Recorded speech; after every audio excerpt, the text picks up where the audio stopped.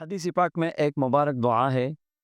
کوئی بھی بندہ جو کرب میں ہو، مشکل میں ہو، پریشانی میں ہو، حزن اور غم میں ہو، اس دعا کو پڑھنے سے اللہ تبارک و تعالی ان کے غمی کو خوشی میں بدل دے گا، پریشانی کو راحت میں بدل دے گا۔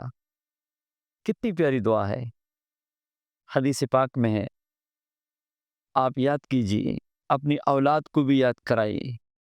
سن لیجئے، اللہم انی عبدک وابن عبدک وابن امتک ناصیتی بیدک ماض فی حکمک عدل فی قضاؤک اسألک بکل اسم هو لک سمیت به نفسک او علمته احدا من خلقک او انزلته فی کتابک او استأثرت به فی علم الغیب عندک ان تجعل القرآن العظیم ربیع قلبی ونور صدری وجلاء حزنی وذہاب غمی وہمی۔